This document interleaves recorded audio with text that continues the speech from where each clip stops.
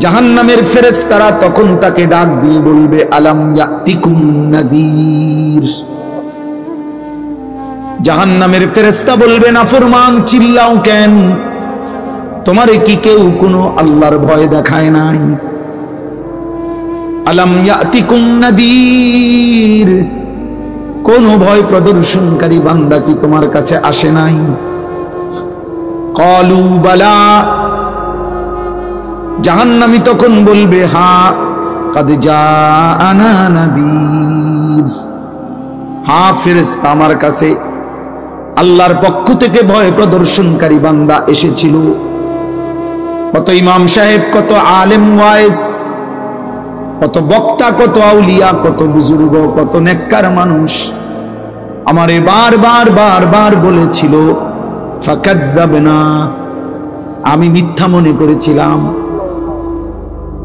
ওয়াকুলনা মা নাযালাল্লাহু মিন শাইই, আমি বলছিলাম এগুলো আল্লাহ নাজিল করে নাই।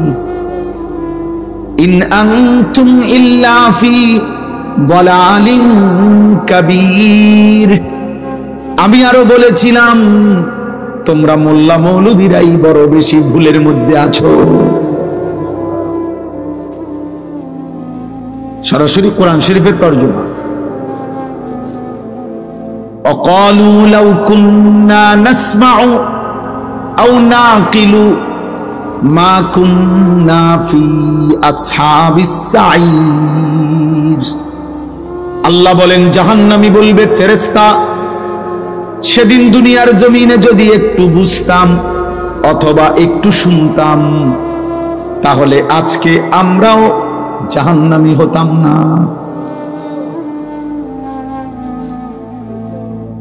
ফাতারাফু বিদামবিহিম, আল্লাহ বলে জাহান্নামী তার সবগুলো পাপের স্বীকৃতি দেবে। সব স্বীকৃতি শুনে ফেরেশতা তখন বলবে ফাসুহকাল লি আসহাবিস সাইর, জাহান্নামী দূর হ, জাহান্নামের আগুনেই পড়ে থাক। শুনছেই যা, কিন্তু ফেরেশতা কি করবে? ফেরেশতার কোনো ক্ষমতা আছে কি?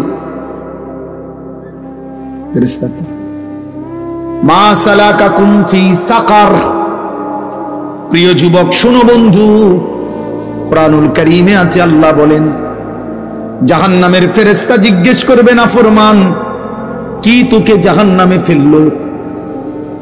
ক্বালু লাম নাকু মিনাল মুসাল্লিন, খোদার কসম জাহান্নামী বলবে বন্ধু ফেরেশতা ভাই আমি নামাজি ছিলাম না। লাম নাকু মিনাল মুসাল্লিন, আমি মুসল্লি ছিলাম না, নামাজি ছিলাম না। হ্যাঁ, কুরআনুল কারীমের মধ্যে আল্লাহ বলেন কাল্লা ইদা বালাগাতিত তারাকি, আল্লাহ তাআলা বলেন নাফরমানের জান কবজ করতে যখন আজরাইল ফেরেশতা টান দিবে রূহটা ধরে, তখন এই রূহটা ছিঁড়ে কণ্ঠনালীর মধ্যে আইসা আটকায়া যাবে, বের হবে না। ওয়াকিলা মান রাক, লোকেরা তখন বলা বলি করবে কে আছো তারে ফু দিবা, কে আছো তারে ঝাড়ফুঁক করবা, কে আছো তারে একটা তাবিজ দিবা, একটা কিছু দিবা, সে তো ছটফট করতেছে। ওয়াকিলা মান রাক ওয়ালতাফাতিস সাকু বিসাক, আল্লাহ বলেন দুইটা পায়ের দুইটা অংশ পায়ের এইভাবে ভয়ে আর আতঙ্কে একটা আরেকটার সাথে মিলে যাবে। অগন্না আন্নাহুল ফিরাক, আল্লাহ বলেন নাফরমান বুঝে ফেলবে আজকে আর কোনো জায়গা ফুঁ দিয়া কোনো লাভ নাই, আমাকে এই দুনিয়া থেকে বিচ্ছিন্ন হতেই হবে।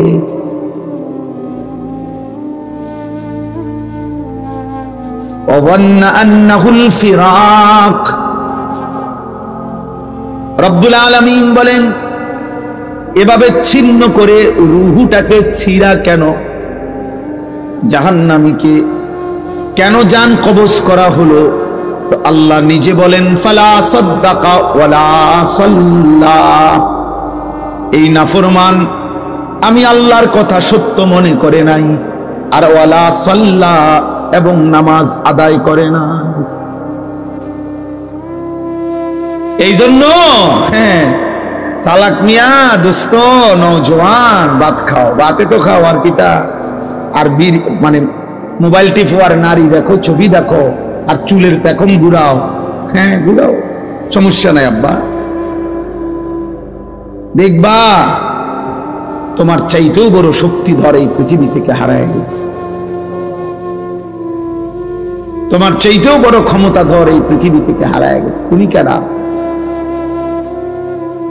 এই দেখতে দেখতে নাই, দেখতে দেখতে যৌবন ফুরায় যাবে, দেখতে দেখতে এই শক্তি সামর্থ্য ফুরিয়ে যাবে, ফুরায় যাবে। আশ-শাবাবু বাইনা দু'ফাইন, এক বড় বুজুর্গ বলছে, যুবক তুমি মনে রেখো, তুমি দুই দুর্বলতার মাঝখানে আছো। তোমার শিশুকাল দুর্বল, তোমার বৃদ্ধকাল দুর্বল, দুই দুর্বলতার মাঝখানে অল্প কিছু সময় তুমি শক্তি নিয়ে আসো। সেই শক্তির সময়টাই হচ্ছে যৌবনকাল। যদি কিছু করতে হয় শক্তির টাইমেই করো, নিজেকে গড়লে শক্তি থাকতেই গড়ো, নিজের আখিরাত সাজাইলে শক্তি থাকতেই সাজাও। হয় তুমি পিছনের দিকে শিশুকালে আর যাইতে পারবা না, আর বৃদ্ধকালে পৌঁছে গেলে দুর্বল হয়ে যাবে, তখনও আর পারবে না, অথবা কবরে চলে যাবে।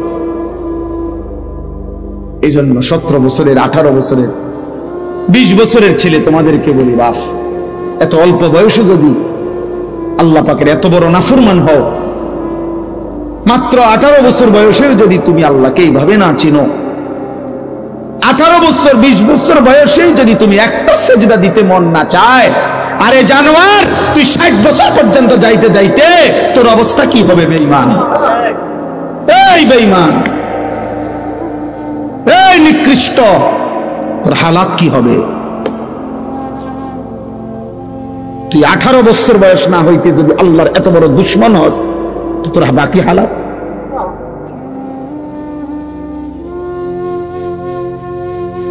বিশ বছর না আইতেই যদি তুই এত নারী দেখে ফেলো, এত উলঙ্গ ছবি দেখো, জানোয়ার, বাকি জীবন তাহলে কি দেখবা? হাইওয়ান বলো, বাকি হায়াত কি দেখবা? তাহলে যা দেখার তো সব দেখে এলেছে।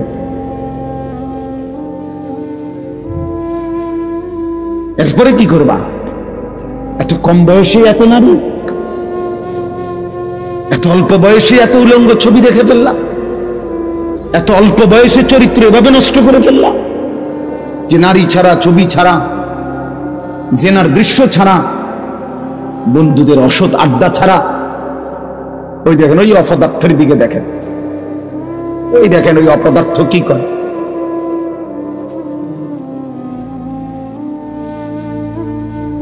এই জন্য বললাম ভাই, ভাবতে শেখো বাবা, বাকি হায়াত কি করবে, বাকি হায়াত কেমনে চলবে? তাইলে এত কম বয়সে যদি কেউ এত চরিত্রহীন হয়, তার সামনের হালাতটা কি বলে? 40 বছর পুষতে পুষতে তার অবস্থা কি হবে? 60 বছর, 365 দিন, যে কোনো দিন খোদার 1 বছরে ফজরের নামাজ পড়ে নাই, পরে আর আল্লাহ মনে করাই দিবে কে? হ্যাঁ, বুঝো নাই ভাইয়া? 1 বছর যারে আল্লাহ ভুলাই গেল, তো তোমার আর মনে করাবে কে?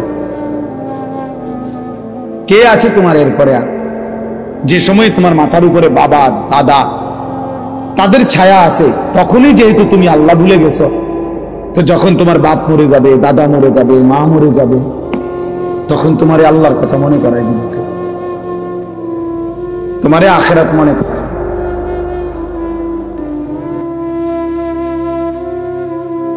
ছোটবেলায় আমার মনে আছে, আমার ছোট্টবেলা থেকে আমার মা সারাটা জীবন মা করে নামাজের কথা জিগাইছে।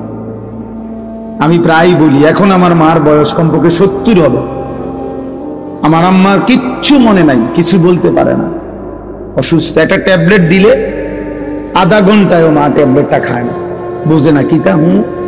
কইলে কই মা এটা খান না, খান। পানি মুখে দিলে জোর করে মা এটা ধরে রাখে, মা এটা বোঝে না যে এটা খাওয়া দরকার, মানে এই কথাটাই বুঝে পারি না। এখন এমন দুর্বল হয়ে গেছে সেই মা আমার। এখনো আমরা কথা বললে আমি বলে জিগা, আমারে তো জিগা তোমার ধরছে কসম আল্লাহ, মা আমার এখনো আমার জিগা ফুট নামাজ উঠছে, নামাজ উঠছে।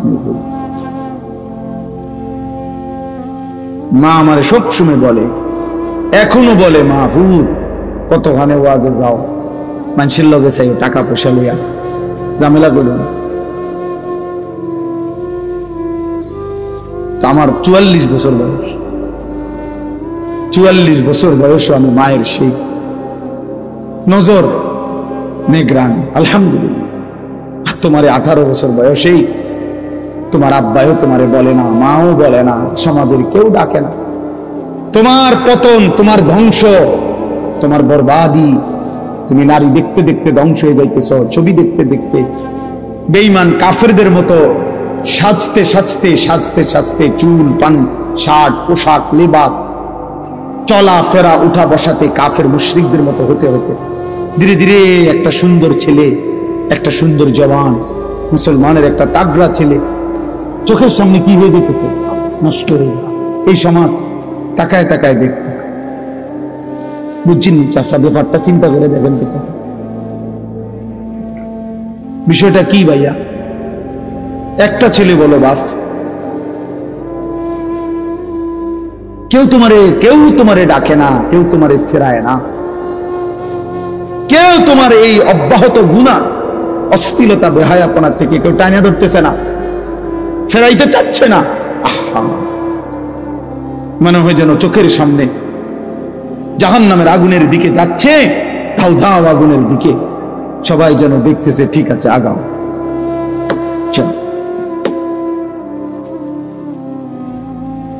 ومن يشاقق الرسول من بعد ما تبين له الهدى ويتبع غير سبيل المؤمنين, আল্লাহ বলেন আমার রাসূলের মাধ্যমে আমি সবকিছু স্পষ্ট করে বলে দেওয়ার পরেও যারা আমার রাসূলের বিরুদ্ধাচরণ করবে, ওয়াত্তাবি গায়রা সাবিলিল মুমিনিন, আমার প্রকৃত ঈমানদার যেই পথে চলে এই পথের উল্টো পথে যে চলবে, আল্লাহ বলেন আমার রাসূলের বিরুদ্ধাচরণ যে করবে, আমার ঈমানদার মুমিনের পথের উল্টো পথে যে চলবে, নুওয়াল্লিহি মা তাওয়াল্লা, আমি আল্লাহ তাকে সেই উল্টো পথেই চালাবো, ওয়া নুসলিহি জাহান্নাম, একদিন তারে ধাক্কা মেরে জাহান্নামে ফেলে দেব।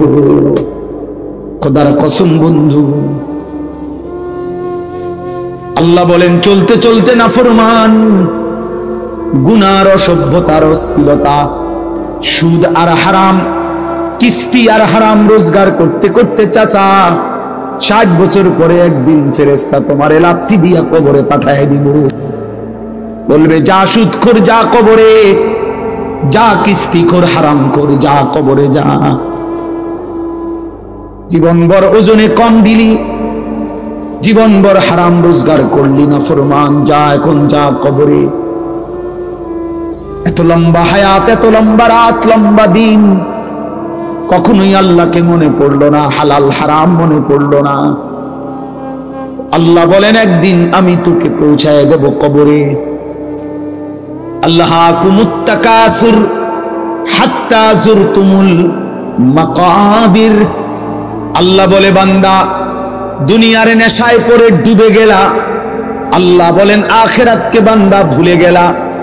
শুধুমাত্র তাকাসুর, বাড়ানোর নেশা, বাড়ানোর, আরো টাকা, আরো বাড়ি, আরো গাড়ি, আরো নারী, আরো সুন্দরী, আরো দুনিয়া, আরো আরো আরো আরো। আল্লাহ বলেন বাড়াইবার এই পাগলা নেশা তোমারে দুনিয়ায় ডুবায়া দিল, আখিরাত ভুলায়া দিল। হাত্তা যুরতুমুল মাকাবির, এরই মাঝে কিন্তু একদিন বান্দা সত্যিকারে ঠিক ঠিক একদিন তোমার মোলাকাত হবে কবরস্থানে। হাত্তা যুরতুমুল মাকাবির, অচিরেই তুমি পৌঁছে যাবে, সাক্ষাৎ হবে কবরস্থান। কাল্লা সাউফা তা'লামুন, তাফসীরে লিখছে ফিল কবরে, আল্লাহ বলেন সেই কবরে পৌঁছলেই আমি আল্লাহ তোমাকে জানায় দেব বান্দা আমার একটা একটা নাফরমানির শাস্তি কি। কি মনে করছো বান্দা, ভাত দুগা খাওয়াইছি দেখা নাফরমান, তুই মনে করছো আমি আল্লাহ তোরে দেখি নাই না?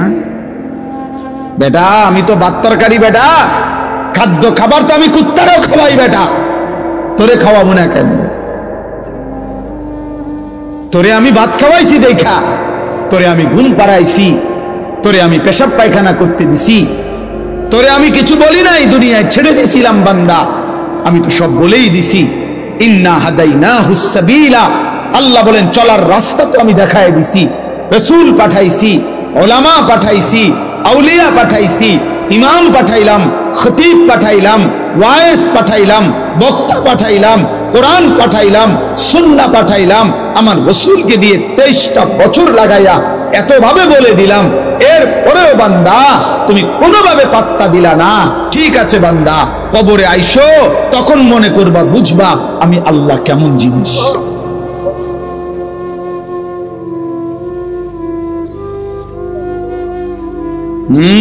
আমি দেখায় দেব বান্দা।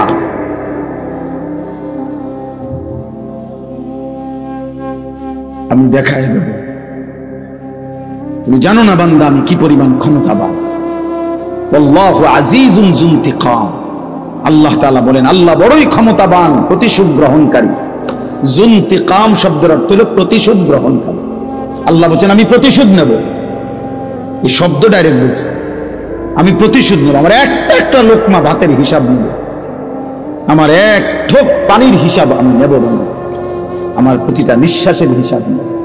সুম্মা লাতুসআলুন্না ইয়াউমাইদিন আনিন নাঈম, আমার প্রতিটা নিয়ামতের হিসাব নেব। এই জন্য প্রিয় বন্ধু আমার, বাপ আমার, দয়া করে আল্লাহর ওয়াস্তে বাবাদেরকে বলি, যুবক ছেলে তোমাদেরকে বলি, আমাকেও বলি, আমরা সবাই মিলে আল্লাহর দিকে ফেরা দরকার। কার দিকে? আল্লাহর দিকে।